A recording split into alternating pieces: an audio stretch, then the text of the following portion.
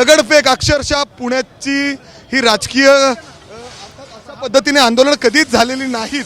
मात्र आज जर आपण बघितलं तर भाजपकडून ज्या पद्धतीने इथं आंदोलन करण्यात आलं त्याच्यानंतर थेट दगडफेक झाली। दादा, दगडफेक होते पुण्यातलं हे राजकीय म्हणजे राजकीय संस्कृती नाही, असे आंदोलन कधीच होत नाही। राजकीय संस्कृती नाहीये, भारतीय जनता पक्षाचे कार्यकर्ते पण सुसंस्कृत आहेत। दगडे कुठून मारण्यात आले आपण बघू शकता। आतमध्ये काँग्रेसच्या कार्यकर्त्याला डोकं फुटलेलं आहे, रक्तबंबाळ झालेला आहे तो। नाही, ते आम्हाला माहिती नाही, त्यांनी स्वतःला डोक्याला दगड मारून पण घेऊ शकतात, ते काही करू शकतात, पण दगडे मारलेत त्यांनी आणि त्याच्यामुळे आम्ही कार्यकर्त्यांना अध्यक्षांनी सगळ्यांना शांत केलं की पोलीस तुम्हाला मदत करतायत, पोलीस तुम्हाला 1 तास झालं तुम्ही आंदोलन करतायत। पोलीस कुठल्याही प्रकारची मदत करत नाहीत, ते त्यांचं काम करतात आणि शांततेत आम्ही सगळे शहर अध्यक्षांपासून सगळ्या कार्यकर्त्यांना आम्ही परत घेऊन चाललोय। त्यांनी दगडे मारलेत, आंदोलन थांबले, आता आंदोलन संपले, आंदोलन संपले। आपण बघितलं तर मागील जवळपास 1 ते 1.5 तासापासून हे आंदोलन चालू होतं। भाजपच्या कार्यकर्त्यांकडून इथं जमण्यात आले, साऊंड लावण्यात आलं, तुम्हाला कुठली परवानगी नव्हती, तुम्ही आंदोलन केलं। अर्थात काँग्रेसचे एका कार्यकर्ते दगड डोकं देखील फुटले, रक्त। सुरुवात कोणी केली? त्यांनी आधी दगड फेकायला सुरुवात केली, आम्ही नाही मारले। तुम्ही इथं आंदोलन करता, तुम्हाला परवानगी नाहीये। अहो कोण म्हणलं आमच्याकडे? अहो थांबा जरा 2 मिनिटं। काय पोलीस काय म्हणतात? पोलीस काय नाही, त्यांच्यावर कारवाई व्हायला पाहिजे। तुम्हाला मदत करतायत सहकारी? कोण म्हणलं? हे बघा हे मदत आहे। अर्थात जर आपण बघितलं तर पोलीस कार्यकर्ते आता सगळ्यांना घेऊन चाललेले आहेत। आपण जर बघितलं तर सगळे ध्वज, काही भगवे ध्वज आहेत, भाजपचे पक्षाचे ध्वज आहेत। इथंच भाजपने आंदोलन केलं होतं, साऊंड देखील लावलेले होते, महाराजांचे गीत काही या ठिकाणी लावण्यात आले होते आणि काँग्रेस भवनमध्ये काँग्रेसचे सगळे कार्यकर्ते आंदोलन करत होते। आता महाराजांचा जो फोटो आहे तो देखील या ठिकाणी आहे आणि भाजपचे कार्यकर्ते इथं आंदोलन करत होते। आत्ता जर आपण बघितलं तर पोलिसांना देखील दगड लागलेला आहे आणि त्यातच काँग्रेसचे कार्यकर्ते जे आहेत त्यांना देखील दगड लागलेला आहे। आपण काँग्रेस भवनमध्ये आतमध्ये जाऊन जे अध्यक्ष आहेत आणि इतर लोक आहेत त्यांच्याशी बोलू, काय परिस्थिती आहे पुण्यात। अशा पद्धतीने तर कधीही आंदोलन यापुढं झालेलं नाही, थेट एकमेकांना दगडफेक करणं, इतर गोष्टी ज्या आहेत आपण बघितले तर इथं काँग्रेसकडून आरोप होत आहेत की पोलीस भाजपला मदत करते। आपण थेट अध्यक्ष अरविंद शिंदे या ठिकाणी आहेत, त्यांच्याशी बोलायचा प्रयत्न करू, काय नक्की त्यांचं म्हणणं आहे। अरविंद शिंदे साहेब, एक मिनिट, ज्या पद्धतीने हे आंदोलन होतंय काय वाटतं तुम्हाला? परंपरा नाही आहे ही पुण्याची, परंपराने आम्ही पहिलाही सांगत होतो, या पद्धतीने दगड मारता महिलांना लागले, डोकी फुटली, ह्या पद्धतीचं तुमचं आंदोलन आहे। अटक केली पाहिजे धीरज घाटेला, 1 नंबरच्या नालायक माणूसच चालू। पोलीस मदत करत होते, काय वाटतं तुम्हाला? काय आहे एवढं तणाव का? पीआयच्या सहकार्याने पोलिसांच्या सहकार्याने केलेले। अटक करा, हे मागणी आमची, काँग्रेस पक्षाची हे मागणी आहे का धीरज घाटेला अटक करा, नाहीतर बांगड्या घालून बसा घरात, बांगड्या घालून घरात बसा। ऐका, नक्की त्यांचं म्हणजे हे वाद असं का सुरू झालं? काँग्रेसचे कार्यकर्ते देखील आतमध्ये जमले, थेट दगडफेक झालं, एका महिला कॉन्स्टेबलला लागलं, तुम्हालाही लागलं, काय नक्की? आंदोलन करण्याचा अधिकार आहे, ह्या पद्धतीने हमला करण्याचा नाही।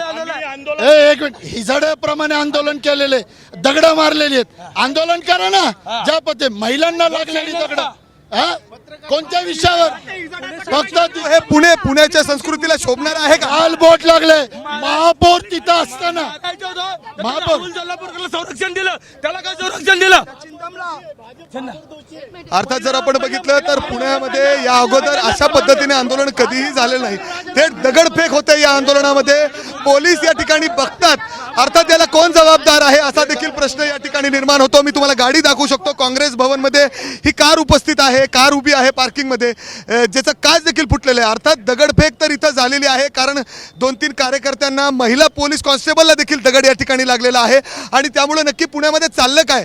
आंदोलन करण्याचा अधिकार, हक्क सगळ्यांना आहे, मात्र अशा पद्धतीने आंदोलन होणं हे कितपत योग्य आहे आणि खरंच पोलीस यामध्ये काय कारवाई करतील, काय गुन्हे दाखल करतील हे पाहणं महत्त्वाचं असेल।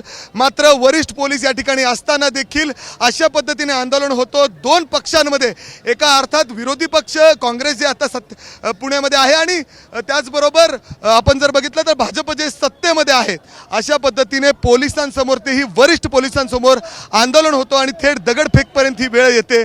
नक्की चाललंय तरी काय पुण्यामध्ये असा प्रश्न निर्माण. महापौर जर आंदोलनामध्ये होत्या आणि त्यांनी तिकड दगड मारली, आमच्या महिलांना सुद्धा दगड लागलेले आहेत, मग ह्या महापौर लेडीज आहेत ना, मग ह्यांना कळायला नको का एखादी लेडीज असेल तिला लागल, ह्यांनी राजीनामा द्या, ह्यांना सुरक्षा नाही महिलांची, ह्यांनी राजीनामा द्यावा.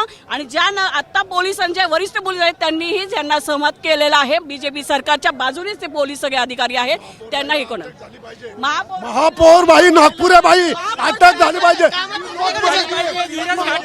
लोकांनी भाजपला या ठिकाणी निवडून दिलं आणि त्यांनी कामाचं श्रीगणेश जर अशा पद्धतीने करत असतील तर पुणेकरांनी याच्या पुढे करायचं काय, हा महत्वपूर्ण. आम्ही निषेध करतो. अर्थात भाजपच्या कार्यकर्त्यांकडून देखील असेच आरोप होताना दिसत आहेत की इथून पहिलं दगड फेकण्यात आलं, त्यांच्या काही कार्यकर्त्यांना दगड लागलाय, पोलिसांना दगड लागलाय. अर्थात पोलीस नक्की काय करत होते असा प्रश्न या ठिकाणी निर्माण होतो. एवढा वेळ हा आंदोलन कसा चालला आणि परंतु आता जर आपण बघितलं तर पोलिसांनी ॲक्शन घेतली आणि काही कार्यकर्त्यांना घेऊन गेलेले आहेत. मात्र हीच ॲक्शन जर वेळेवर घेतली असती तर ही वेळ आली नसती, अशा पद्धतीने पुण्यामध्ये दगडफेक झाली नसती. काही पत्रकारांना देखील या ठिकाणी लागलेलं आहे. जर आपण बघितलं तर जे दगड आहेत किंबहुना या धक्काबुक्कीमध्ये पत्रकारांना देखील अशा पद्धतीने धक्काबुक्की झाली आहे. वरिष्ठ अधिकारी या ठिकाणी आले, आपण त्यांना विचारूयात. सर, याला वेळेवर रोखणं अपेक्षित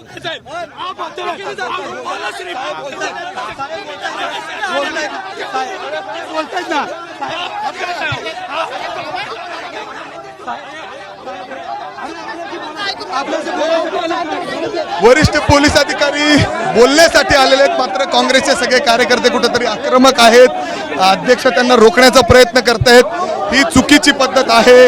अशा पद्धतीने अध्यक्ष कुठली पद्धत आहे म्हणजे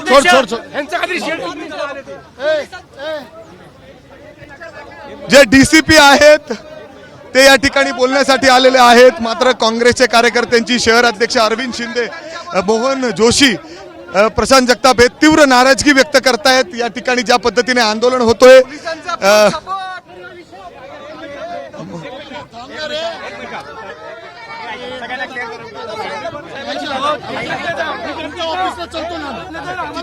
आम्ही मांडी घालून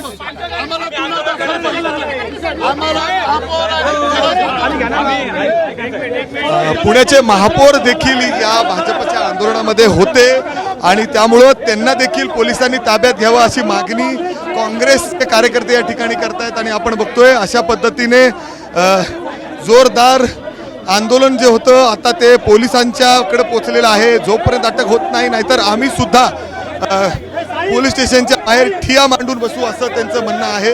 आणि आपण बघू शकतो की काँग्रेसचे हे सगळे लोक या ठिकाणी आक्रमक होताना दिसत आहेत. गाड्या दाखवतायत की कशा पद्धतीने दगडफेक झाली आणि नंतर गाड्यांचं देखील झालेलं आहे. आणि सगळेजण या ठिकाणी आहेत. पद्धतीने आपण अध्यक्ष पुन्हा एकदा त्यांच्याकडे जाऊयात. अध्यक्ष, आता तुमची काय भूमिका असणार आहे? फरासखान्याला मांडी घालून बसणार. धीरज घाटेन महापौरावर गुन्हा दाखल होत नाही तोपर्यंत उठणार नाही. परंतु पोलीस या ठिकाणी तुमच्यासाठी बोलण्यासाठी आले. डीसीपी काय बोलणार? आमच्या माणसांची डोकी फुटले, काय बोलणार? ते काय तिथनं बोलू नका म्हणून सांगलं त्यांनी. डीसीपी वरिष्ठ अधिकारी या ठिकाणी दाखल झालेले आहेत. परंतु अर्थात जर आपण बघितलं तर पोलीस फरासखाना पोलीस स्टेशनमध्ये डीसीपीच्या ऑफिसमध्ये आम्ही ठिय्या आंदोलन करणार. जोपर्यंत भाजपचे शहर अध्यक्ष आणि महापौर यांच्यावर गुन्हा दाखल होत नाही तोपर्यंत आम्ही माघार घेणार नाही. आपण बघतोय कशा पद्धतीने पुण्यामध्ये या आंदोलनाने रूप घेतलेलं आहे. ज्या पद्धतीने भाजपने आंदोलन या ठिकाणी केलं, त्याच्यानंतर त्याला प्रत्युत्तर म्हणून काँग्रेसने सुद्धा यातून जोरदार आंदोलन केलं, घोषणाबाजी केली आणि अक्षरशः फेक केली. ज्येष्ठ नागरिकांच्या पण दगडफेक केली. अनेक जण जखमी झालेत, अनेक जण महिला जखमी झाल्या, मुली जखमी झाल्या. टेम्पो भरून त्यांनी दगड आणलीत. अर्थात अशा पद्धतीने हे आंदोलन होणं पुण्यामध्ये हे पुण्याची संस्कृती, राजकीय संस्कृती नाही. आता पण मात्र काँग्रेसचे हे सगळे कार्यकर्ते फरासखाना पोलीस स्टेशनच्या दिशेने निघालेले आहेत. डीसीपीच्या कार्यालयाबाहेर ठिय्या आंदोलन करू. जोपर्यंत भाजपचे शहर अध्यक्ष धीरज घाटे आणि पुण्याचे महापौर त्यांच्यावर गुन्हा दाखल होत नाही तोपर्यंत आम्ही उठणार नाही अशी भूमिका त्यांनी या ठिकाणी घेतलेली आहेत. आणि वरिष्ठ अधिकारी डीसीपी सर आहेत सध्या. अर्थात ते या ठिकाणी समजवण्याचा प्रयत्न करतायत, बोलण्याचा प्रयत्न करतायत. मात्र काँग्रेसचे कार्यकर्ते हे थेट आता फरासखाना पोलीस स्टेशनच्या दिशेने निघालेले आहेत आणि अशा पद्धतीने पुण्यातील या आंदोलनाने कुठंतरी हिंसक रूप घेतलेलं होतं आणि आता पुन्हा एकदा हे काँग्रेसचे कार्यकर्ते थेट पोलीस स्टेशनच्या बाहेर ठिय्या मांडायला निघालेले आहेत. भाजपने ज्या पद्धतीने आंदोलन मी केलं तुझ्याकडून अपडेट जाणून घेते. काँग्रेसचे नेते प्रशांत जगताप सध्या आपल्यासोबत आहेत. प्रशांत जगतापजी नमस्कार. जे चित्र सध्या आम्ही टीव्ही स्क्रीनवर पाहतोय आणि जे चित्र सध्या उभा महाराष्ट्र पाहतोय पुण्याच्या राजकीय संस्कृतीला अत्यंत अशोभनीय आहे. आपली प्रतिक्रिया. पुण्याने कायम या ठिकाणी या देशाला या राज्याला चांगली राजकीय आणि सामाजिक संस्कृती दिली. दुर्दैवाने मात्र आज या ठिकाणी या संस्कृतीला काळीमा फासण्याचं काम हे या ठिकाणी याच पुणे शहर भाजपने केलेलं आहे. या कार्यालयाच्या वर पुण्याच्या महापौर या ज्या मंजुषा नागपूर यांच्या उपस्थितीमध्ये कार्यालयावर हल्ला चढवण्यात आला. त्याचबरोबर आमच्या कार्यकर्त्यांची डोकी फोडण्यात आली. याच्यामुळे कुठेतरी आज या ठिकाणी पुण्याला कुठेतरी काळीमा फसण्याचं काम हे याच भाजपच्या लोकांमुळे झालेलं आहे. आज काँग्रेस पक्षाच्या कार्यालयावरचा झालेला हल्ला, काँग्रेस पक्षाच्या कार्यकर्त्यांवर झालेला दगडफेकीचा हल्ला ज्याच्यातून डोकी फोडण्यात आलेली आहे, याला भाजप जबाबदार आहे. भाजपने एक या ठिकाणी अराजकतेची किंवा दहशतवादाची संस्कृती पुण्यामध्ये आणली आहे असा आमचा थेट आरोप आहे. याच्यामध्ये कुठेतरी पुणे शहर पोलीस सुद्धा जबाबदार आहे असं आमचं थेट म्हणणं. त्याचं कारण आहे की एक मुख्य रस्ता 2 तासापासून भाजपवाल्यांनी अडवून ठेवलेला असताना सुद्धा पुणे पोलिसांनी त्यांना हुसकावून लावलं नाही. त्याच्यामुळे त्यांची डेअरिंग वाढली आणि ती डेअरिंग वाढल्यानंतर त्यांनी या ठिकाणी कार्यालयावर हल्ला करण्यापर्यंत त्यांचे मजल गेली. तर पोलिसांनी वेळी जर या ठिकाणी थांबवलं असतं तर मात्र हे झालं नसतं. आजपर्यंत आम्ही कधी कुठल्याच राजकीय पक्षांनी कुठल्याही कार्यालय दुसऱ्या पक्षाच्या कार्यालयावर मोर्चा नेला नव्हता किंवा कुठल्या नेत्याच्या कार्यालयावर मोर्चा नेला नव्हता. दुर्दैवाने या सगळ्या गोष्टीला आज पुणे पोलिसांनी खतपाणी घातलं असा आमचा थेट आरोप आहे. पण दादा जर आपण बघितलं तर आता तुम्ही प्रशांत सगळे जगताप यांची पोलीस प्रतिक्रिया आपण पाहिलेली आहे. गणेश बिडकर भाजपचे नेते सुद्धा आपल्यासोबत आहेत. गणेश बिडकरजी, पुण्यामध्ये जे चित्र सध्या आम्ही पाहिलं ते अत्यंत पुण्याच्या राजकीय संस्कृतीला अशोभनीय होतं. दगडफेक 2 महत्वाच्या पक्षांनी एकमेकांच्या कार्यकर्त्यांवर करणं. आपली प्रतिक्रिया. निश्चित हा प्रकार अत्यंत ज्याला आपण म्हणू शकू की पुण्याला साजेसा नाही, परंतु काँग्रेसच्या प्रदेशाध्यक्षांनी ज्या पद्धतीचं वक्तव्य केलं हे पूर्ण राजकारण महाराष्ट्रातलं पेटवणारं आहे. आम्ही कुठल्या पक्षाचा कार्यकर्ता पदाधिकारी ही गोष्ट अलहिदा आहे. सर्वप्रथम आम्ही छत्रपती शिवरायांचे मावळे आहोत आणि छत्रपतींची आणि इतर कोणाची तुलना हे कुठल्याही ह्या महाराष्ट्रातल्या शिवप्रेमीला न पटणारी आहे. त्यामुळे ही शिवप्रेमींची आलेली उत्स्फूर्त प्रतिक्रिया आहे. त्यातनं जे घडलं ते निश्चितपणे प्रथा आणि परंपरेला साजेसं नाही, त्यात दुरुस्त व्हावं लागेल. परंतु काँग्रेसच्या प्रदेशाध्यक्षांनी अशा प्रकारचं वक्तव्य करणं हे म्हणजे महाराष्ट्राला आग लावण्यासारखं आहे असं या ठिकाणी माझं प्रथम मत आहे. ठीक आहे, आभार आपले. आपण सविस्तर प्रतिक्रिया दिली त्यासाठी.